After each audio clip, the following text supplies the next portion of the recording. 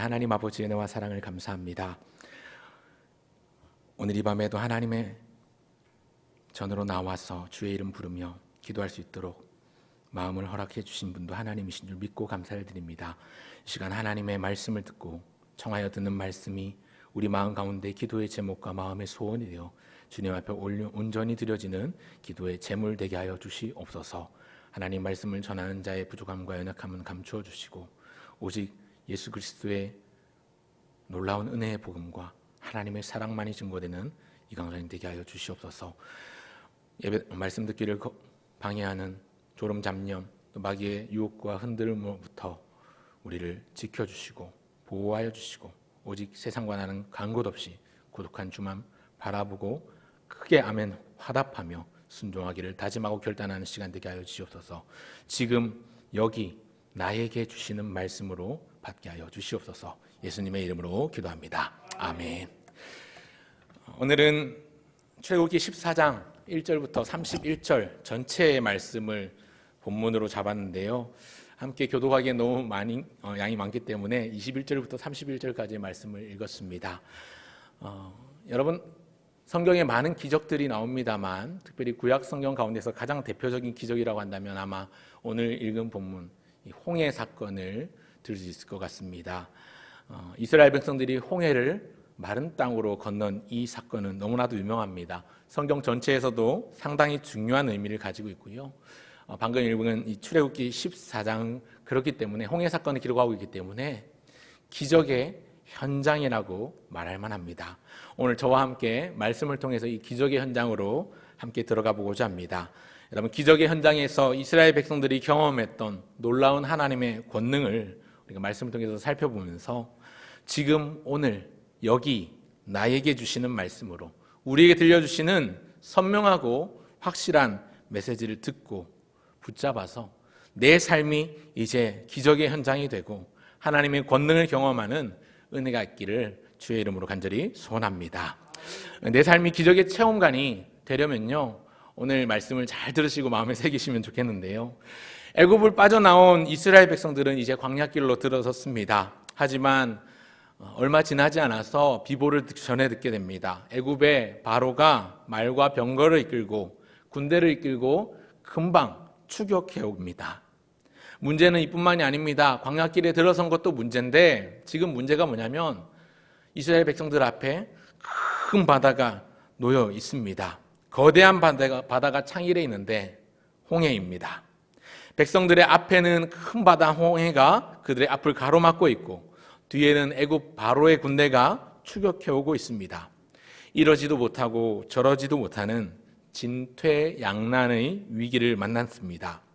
사람들은 두려움과 절망에 사로잡혀 있고요. 어쩔 줄 몰라 합니다.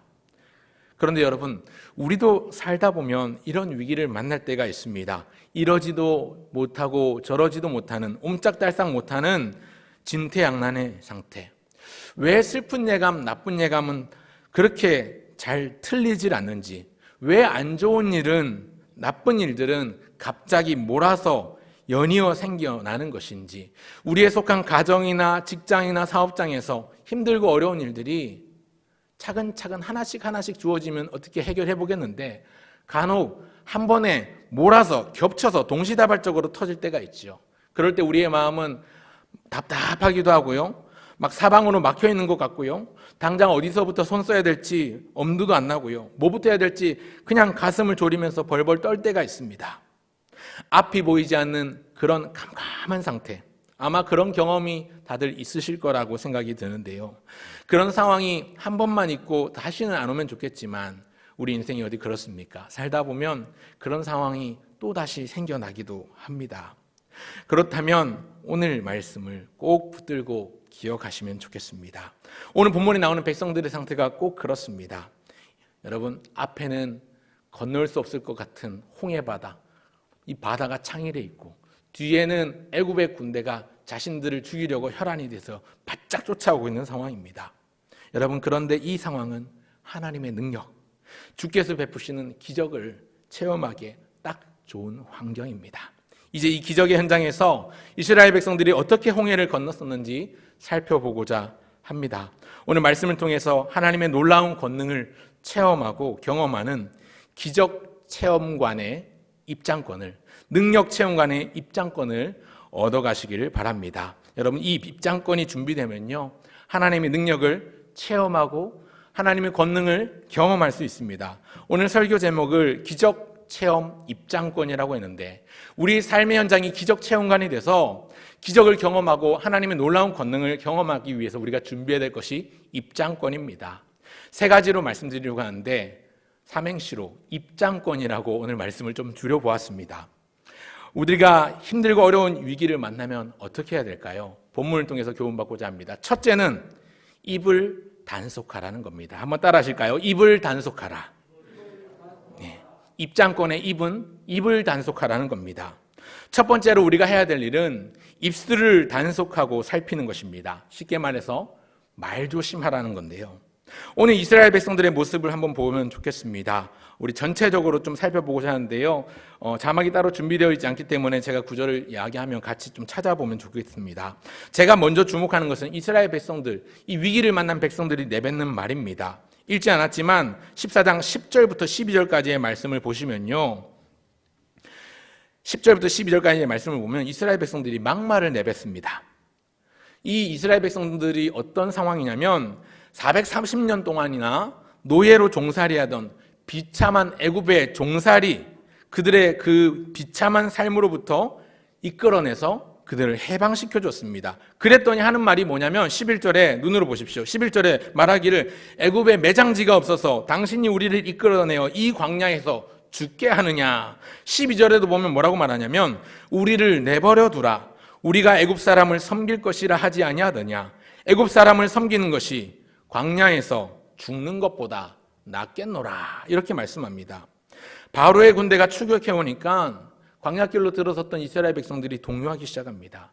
그러면서 뭐라고 모세를 원망하고 불평하냐면 여기서 죽느니 차라리 애굽에서 종살이하는 게 나을 뻔했다. 그럽니다. 지금 애굽에 매장지가 없어서 당신이 우리를 이끌어내서 여기서 죽게 만드느냐 그러고 있습니다. 여러분, 이게 백성들이 지금 지도자 모세에게 할 말입니까? 그야말로 막말 아닙니까? 자기들이 430년 동안 노예로 종살이하던 그 땅에서 해방시켜 이끌어줬는데 하는 말이 불평과 원망입니다. 그러니 모세가 그들을 책망합니다. 왜 책망을 해야 되냐면, 여러분, 부정적이고 비관적인 나쁜 말들은요, 급격하게 사람의 마음을 흔들어 놓기도 하고 정신을 홀리기도 하고 사로잡아서 무너뜨립니다. 우리 사람을 너무나도 쉽게 흔들어 버리는 게 바로 말입니다. 그래서 잘할 수 있는 일도 발목을 잡는 게 말입니다. 뭔가 열심히 잘하면 뭔가 해낼 수 있는 것도 못하게 만드는 게 대부분은 말 때문입니다.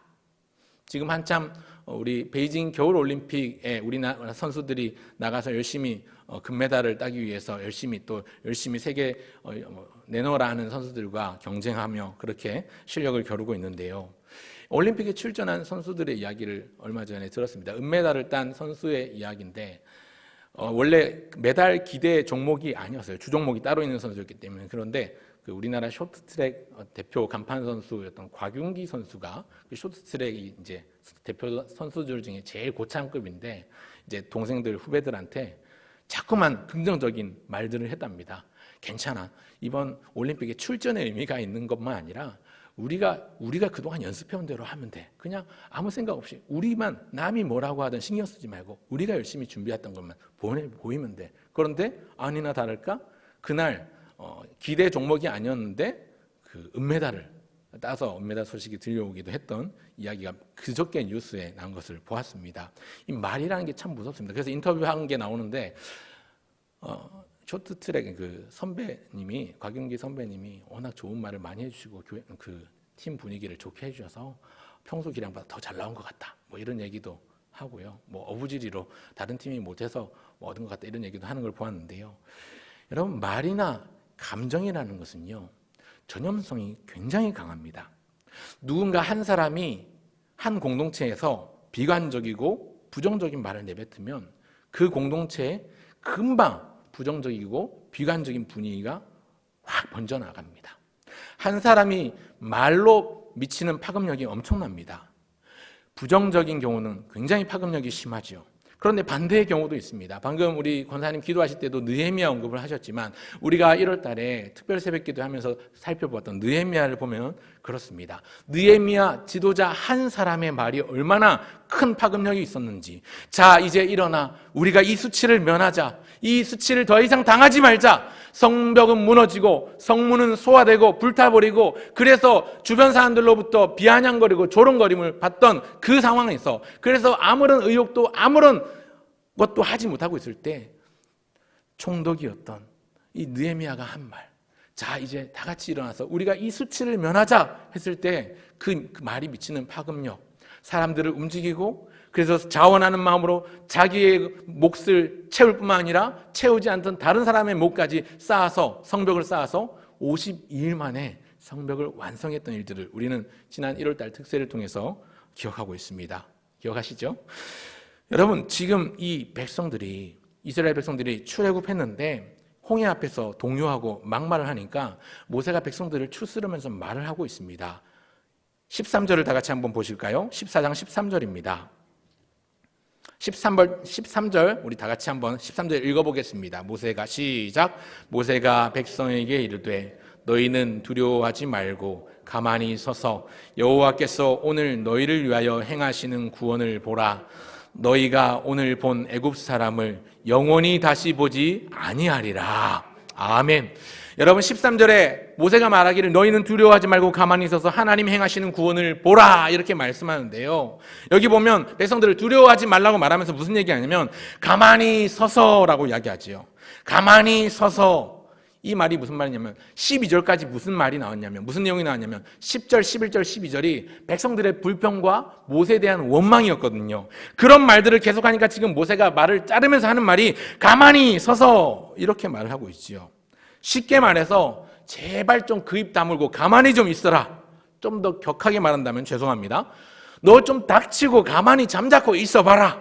이 말입니다. 가만히 있으라만 이 13절에 나오는 가만히 있으라는 말과 14절에 나오는 가만히 있으라는 말이 조금 달라요. 13절에 나오는 가만히 있으라는 말은요. 너 그 입 좀 다물고 가만히 잠자코 좀 있어봐라. 좀 닥치고 있어라. 함부로 말하지 말라. 입단속을 하고 있는 겁니다. 여러분 본문의 흐름을 따라 보면 이 모세의 뉘앙스가 그렇습니다. 자꾸 불평하고 원망하니까 그 입 다물고 좀 가만히 좀 있어라. 너 좀 조용히 좀 있어라. 그 얘기를 하는 거예요.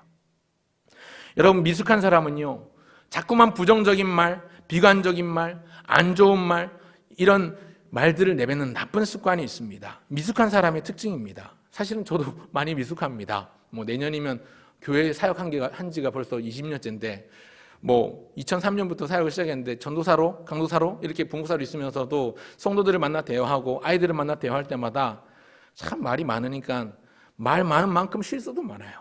저 때문에 상처받은 성도들도 아마 엄청나게 많았을 겁니다. 혹시 우리 교회 성도님들 가운데 제 말 때문에 혹여 상처를 받거나 마음에 짐을 지신 분이 계시다면 이 자리를 빌어 용서를 구합니다. 죄송합니다. 제가 아직 미숙합니다.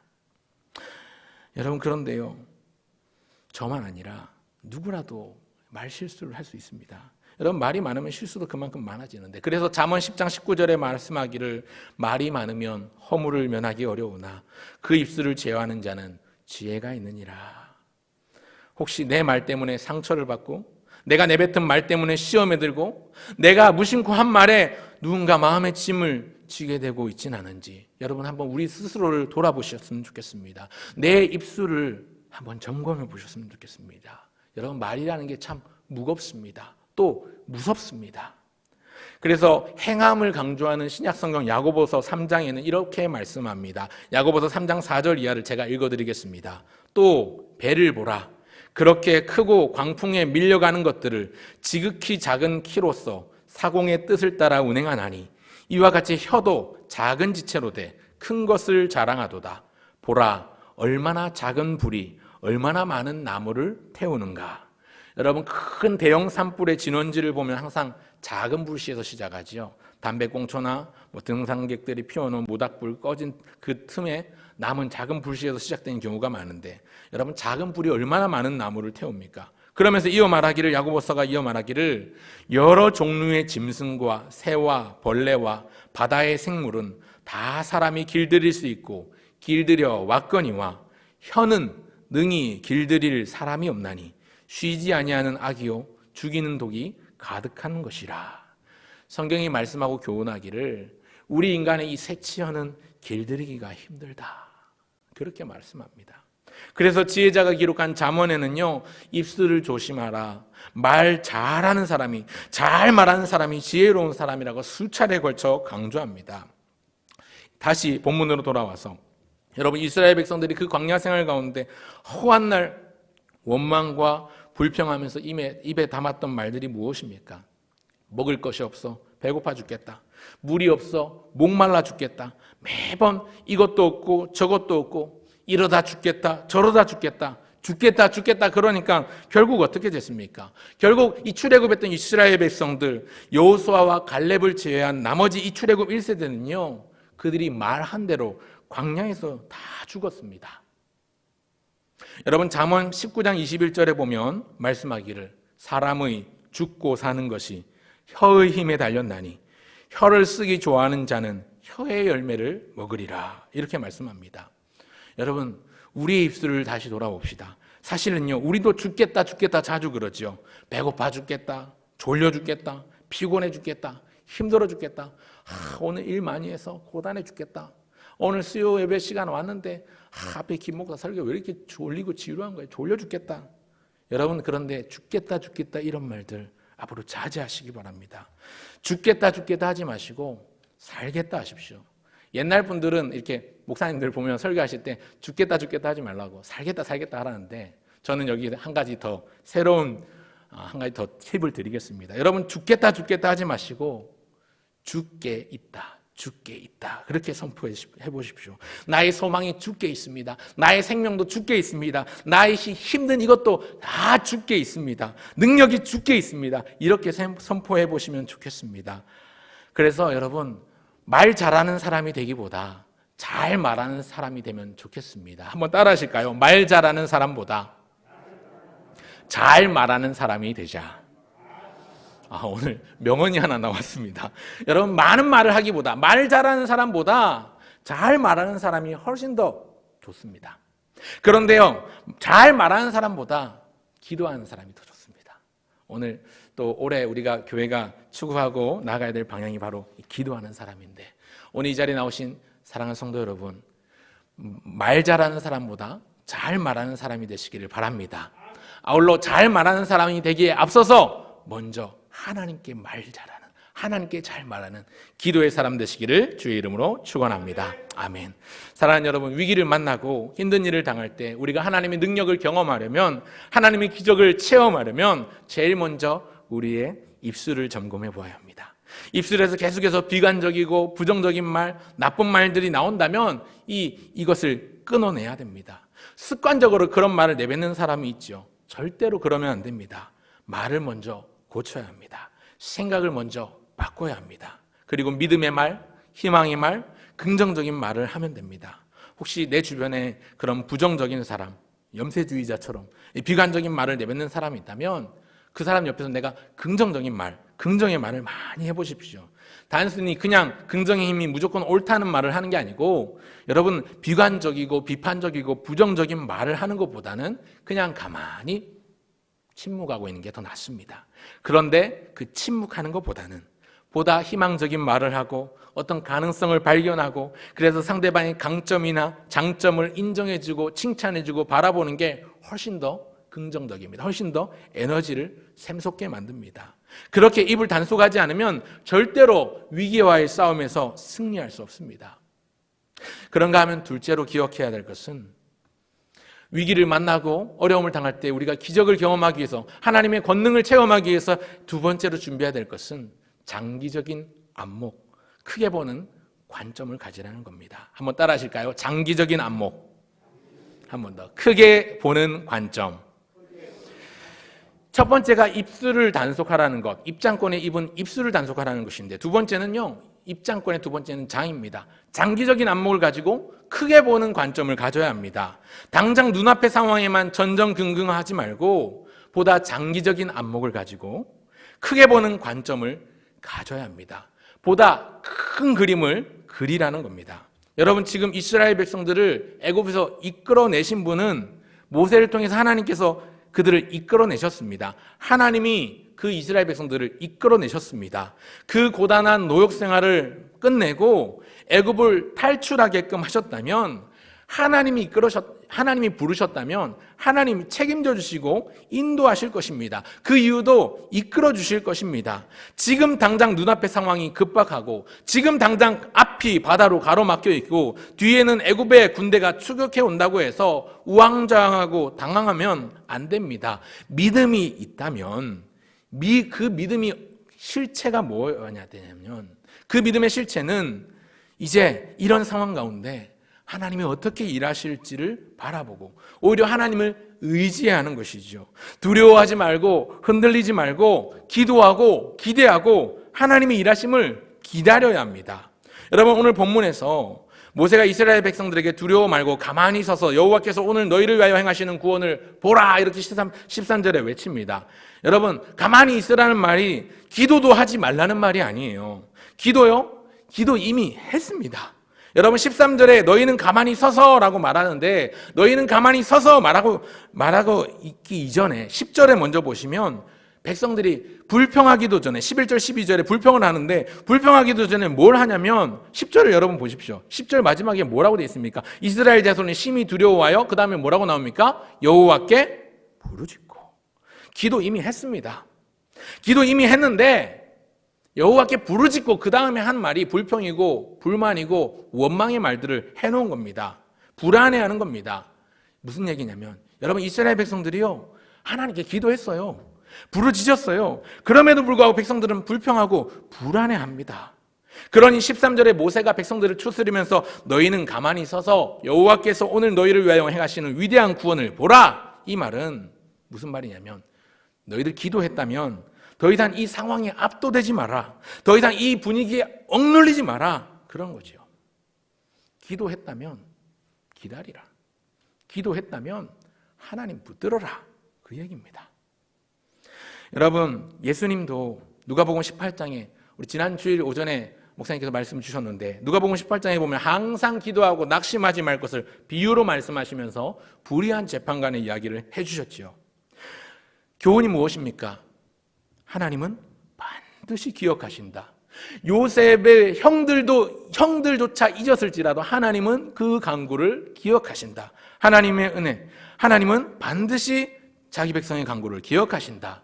두 번째는 반드시 그런 기도에 응답하시면서 은혜를 베풀어 주신다. 이 두 가지 기억나시는지 모르겠습니다. 지난 주일 오전에 주신 말씀인데, 하나님은 반드시 기억하신다, 반드시 은혜를 베푸신다. 불의한 재판관이 이야기를 해주셨던 예수님도 그 과부가 억울한 송사에 걸려 있을 때 자기를 너무 피곤하고 귀찮게 하고 하니까 그 피곤하고 귀찮게 하는 것 때문에라도 그 간구를 들으시고 그 원을 풀어주었다면, 낙심하고 기도하지 말고 기도했다면 낙심하지 않아야 되는데, 지금 이스라엘 백성들의 꼬리 모양새가 부르짖었는데 여전히 불안해하고 원망과 불평을 늘어놓고 있는 겁니다. 이럴 때 필요한 건 장기적인 관점, 보다 큰 그림을 그리는 모습이 필요합니다. 여러분, 하나님은요, 바로의 군대를 유인하시려고 일부러 이스라엘 백성들을 지금까지 이끌어 오신 겁니다. 여러분, 이스라엘 백성들이 어쩌다 길을 가다 보니까 홍해를 만난 게 아니고요, 하나님이 이끄시는 대로 그 낮에는 선선한 구름 기둥으로, 밤에는 따뜻한 불 기둥으로 인도하셨는데, 그렇게 인도하시는 대로 갔더니 거기에 홍해가 있는 거지요. 이것은요, 하나님의 작전입니다. 애굽 바로의 군대가 추격해 오면 하나님은 그들을 모조리 바다에 수장시켜버릴 수공을 준비하고 계셨던 겁니다. 하나님은 자기 백성을 인도하시고 이끌기 위해서 완벽한 시나리오대로 계획을 세워두셨습니다. 굉장히 드라마틱하게 철저하게 자기 백성을 인도하시고 이끌어 주십니다. 그런데 백성들은 지금 그것도 모르고 눈치 없이 당황하면서 당장 자기 앞에 놓인 그 홍해 바다를 보면서 두려워 떨고 있는 거죠. 불안해하는 거지요. 여러분, 위기를 만나고 어려움을 당할 때 우리를 쓰러뜨리고 우리의 발목을 잡는 것은 그 위기 자체라기보다는 두려움입니다. 느낌, 분위기 이런 것 때문에 우리의 마음이 힘들어지는 거죠. 여러분, 우리가 하나님을 바라보고 두려움을 떨쳐내야 되겠습니다. 어떤 위기를 만나도, 어떤 힘든 일, 어떤 어려운 일을 당해도 그 위기조차도 조금만 더 크게 본다면 그 위기조차도 다 하나님의 능하신 손 아래 있다는 사실을 믿으시길 바랍니다. 아멘.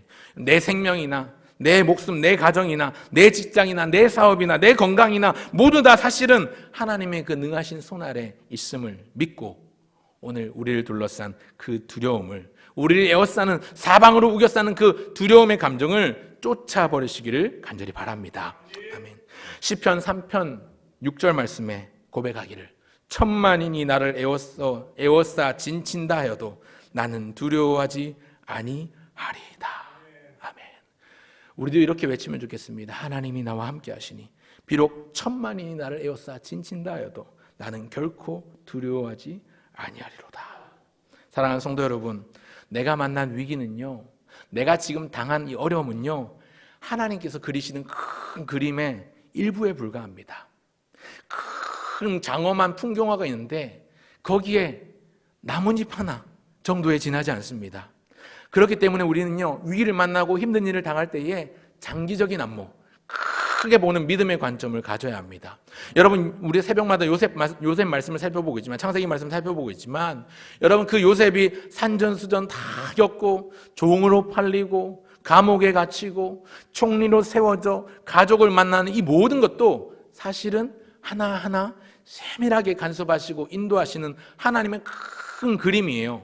하나님의 큰 그림 하나 가운데 억울한 일을 당한 것 퍼즐 한 조각, 감옥에 가는 것 퍼즐 한 조각, 형들에게 버림받은 것 퍼즐 한 조각, 그렇게 한 조각 한 조각 한 조각 해서 하나님의 위대한 그 요셉과 그 야곱의 가족들을 구원하시고자 하는 큰 그림 안에 들어가 있는 것이죠. 하나님이 큰 구원으로 당신들의 생명을 보존하고 당신들의 자손을 세상에 주시려고 나를 당신들 앞서 보내셨나니 그런즉 나를 이리로 보낸 자는 하나님이시라. 당신들이 아니요 하나님이시라. 하나님이 나를 이리로 보내셨습니다. 하나님이 나로 바로의 아비를 삼으시고 애굽 온 땅의 지리자를 삼으셨습니다. 그렇게 고백하지 않습니까? 요셉의 고백 속에 담겨있는 게 무엇입니까?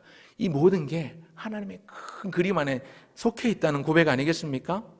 여러분, 우리 예수님이 십자가를 지신 것만 해도 그렇습니다. 겉으로 보기에는요, 억울하게 누명을 쓰고 자칭 메시아라는 그 쿠데타를 일으키고자 했던 죄목으로 고통을 받고 모진 고문을 당하고 수치와 모욕을 당하면서 조롱거리가 되고 십자가를 지고 골고다 언덕길을 올라가는 것 같지만, 그렇게 십자가에 달려서 돌아가시고 잔인하고 참혹하게 그렇게 죽음을 맞이하는 것 같지만, 여기서 조금만 더 큰 그림을 그려보면 이것 역시 온 세상을 향하신 하나님의 구원 계획 속에 포함되어 있는 작은 그림입니다. 영접하는 자, 곧 그 이름을 믿는 자들에게 하나님의 자녀가 되는 권세를 주시기 위한 하나의 장치를 만드시는 과정 안에 이 예수님의 십자가 사건이 담겨 있는 거예요. 그렇기 때문에 우리는요, 성경을 읽을 때도 그렇고 예수님의 십자가, 저 십자가를 바라볼 때도 그렇고 우리가 생각할 것은 하나님의 위대하신 구원 사역, 하나님 온 세상을 향하신, 나를 향하신 그 큰 사랑, 놀라운 은혜의 큰 그림을 그릴 수 있어내야 합니다. 그렇기 때문에 여러분, 오늘 이 저녁에 기도해야 될 기도의 제목이 있다면, 하나님 우리의 영안을 밝혀서 당장 눈앞의 상황에, 당장 눈앞에 내 앞에 어려움 때문에 일희일비하며 그렇게 전전긍긍 발만 동동 구르기보다 하나님의 위대한 계획을 믿고 큰 그림을 그릴 수 있는 영안을 밝혀 주옵소서 기도해야 되는 것이죠. 여러분, 두 번째 기억하시기 바랍니다. 장기적인 안목, 큰 그림을 잘 그려내시는 저와 여러분 모두가 되시기를 주의 이름으로 축원합니다. 아멘. 그런가 하면 입장권의 세 번째 권은요, 쉽습니다. 권능의 하나님을 믿고 의지하라는 겁니다. 한번 따라할까요? 권능의 하나님을 믿으라. 아멘. 여러분, 권능의 하나님을 믿어야 합니다. 세 번째, 가장 중요한 건요, 입을 단속하고 큰 그림을 그린다 하더라도 내게 믿음이 없으면 하나님을 의지할 수 없거든요. 중요한 건 그 권능의 하나님을 믿는 것인데, 여러분, 믿음이라는 것은요, 분위기나 감정에 기대어 의존하지 않습니다. 감정보다 분위기보다 더 중요한 것은 주어지는 하나님의 말씀이 무엇인가, 그리고 그 말씀을 내가 들었을 때 움직이나 안 움직이나, 순종하냐 불순종하냐의 차이입니다. 순종하면 믿음이 있는 것이죠. 오늘 본문을 다시 보십시오. 홍해 바다가 갈라져 벽이 되었다고 말씀합니다. 여러분, 이것은 하나님이 일으키신 기적입니다. 하나님의 권능입니다. 여러분, 상식적으로 혹은 물리적으로 과학적으로 일어날 수 없는 일이 오늘 본문에 일어나고 있습니다. 바다 가운데 생긴 길이 그것인데 그 길이 마른 땅입니다. 기적입니다. 우연히 일어난 일 아닙니다. 어떤 사람들은, 믿지 않는 어떤 사람들은 홍해 사건을 두고 바다가 갈라진 것이라고 보지 않는 사람들도 있습니다.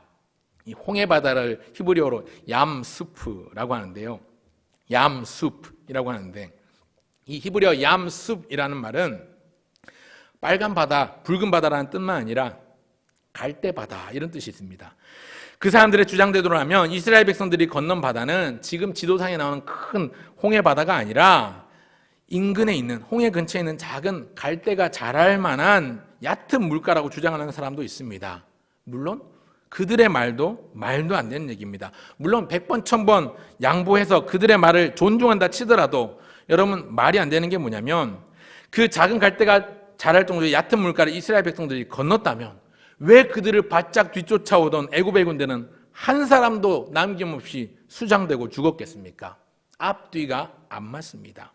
또 어떤 사람은 그렇게 얘기합니다. 홍해 바다가 갈라진 게 바다가 갈라진 게 아니라 우리나라 저기 서해안에 가면 제부도나 뭐 이런 데처럼 조수간만해체가 발생해서 한 번씩 길이 열리지 않습니까? 소위 바닷길이 열린다 그래가지고 거기 가보면 뭐 홍해의 기적 이렇게 막 표지판 써놓고 이렇게 관광객들을 유치하기도 하는데요.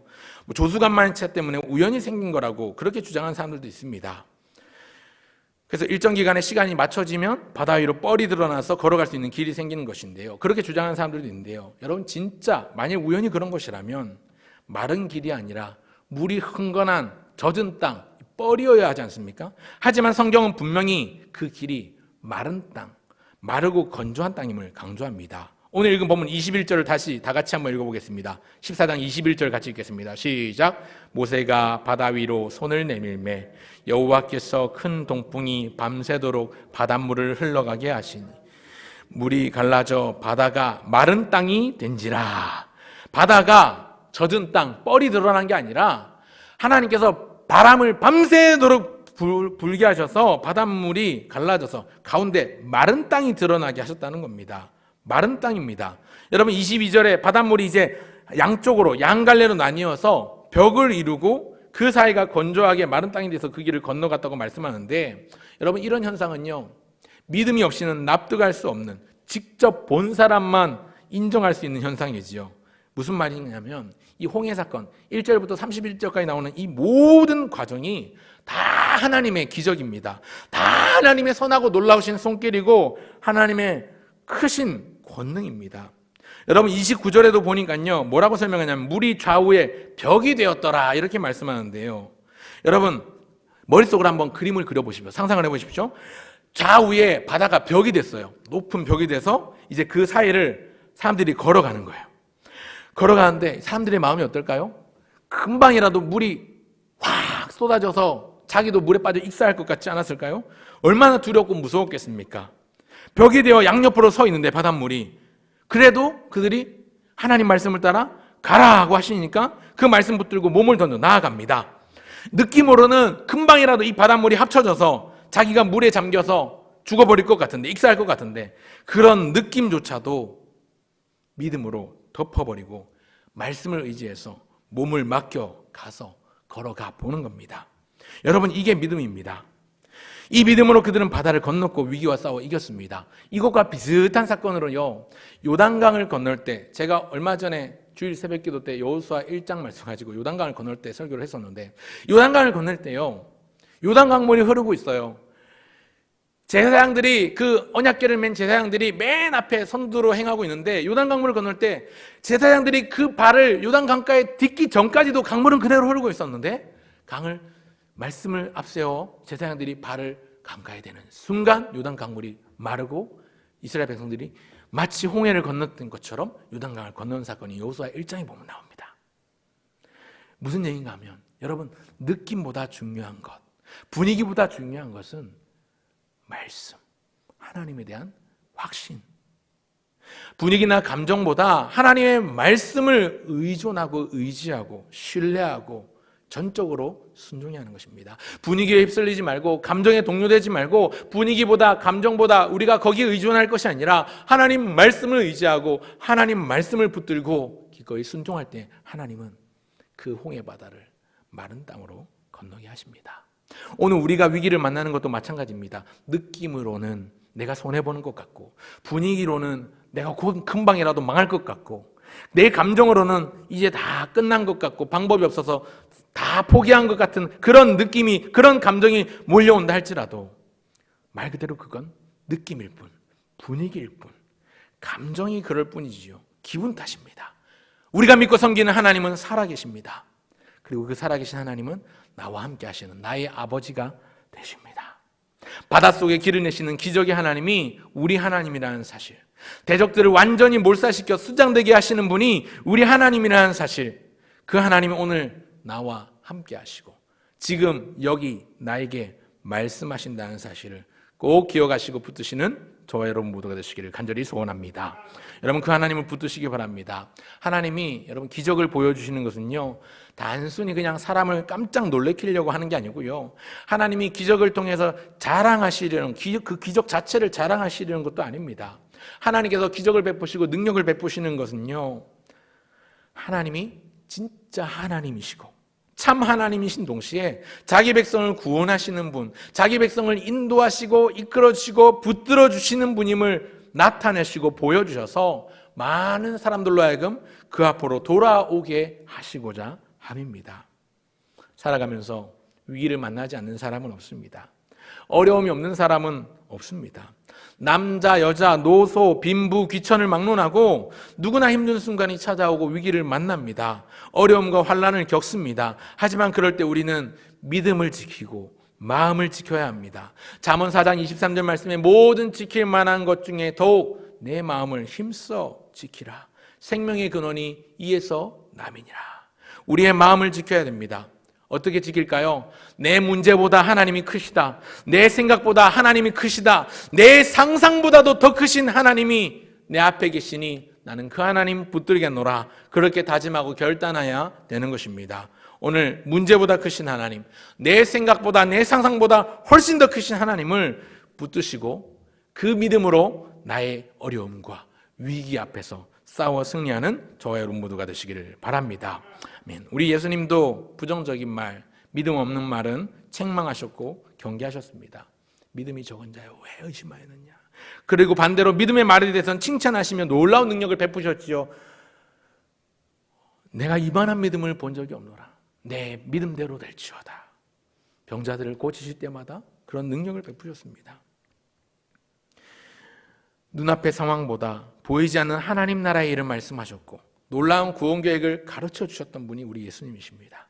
뿐만 아니라 성부 하나님께 기도하며 삼위 하나님의 뜻을 이루시고자 십자가의 사역을 감당하셨는데, 여러분 십자가의 사역을 감당하기 직전에 감정이나 분위기만 보았다면 그 십자가 거절할 수도 있었습니다. 거부할 수도 있었고 십자가 안 져도 돼요. 메시아신데요. 하나님이신데요.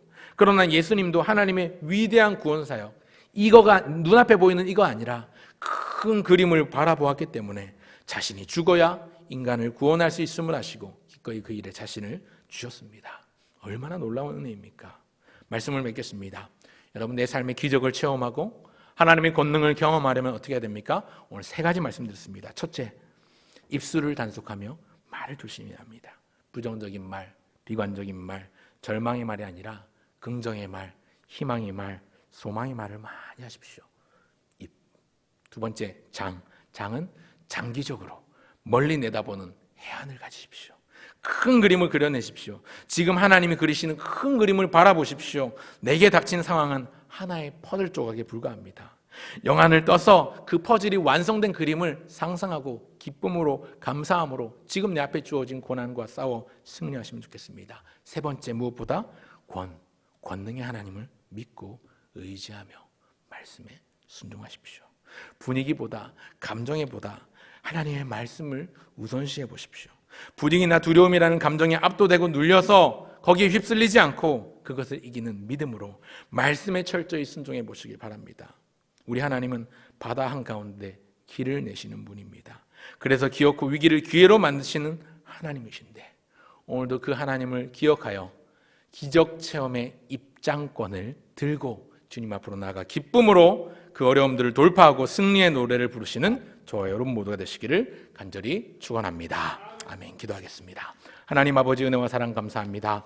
우리에게 주신 소망의 말씀, 하나님, 모세가 하나님 말씀에 순종했을 때 홍해 바다가 갈라졌던 것처럼 불안해하고 두려워하는 상황이 우리 앞에 닥칠 때라도, 그 어려움이 우리에게 몰려오고 우리에게 두려움으로 엄습해 올지라도 하나님을 바라보고 붙잡으며 우리의 입술을 단속하며 큰 그림을 그려내며 권능의 하나님의 팔을 의지하며 말씀에 순종하는 우리가 되게 하여 주시옵소서. 그리하여 때마다 시마다 일마다 우리와 함께 하시고 우리로 하여금 승리케 하시는, 우리를 그 권능의 팔로 친히 능력의 오른팔로 안으시고 도우시는 주의 손길의 그 도우심을 받아 누리는 우리 모두가 되게 하여 주시옵소서. 감사드리며 주 예수님의 이름으로 기도합니다. 아멘.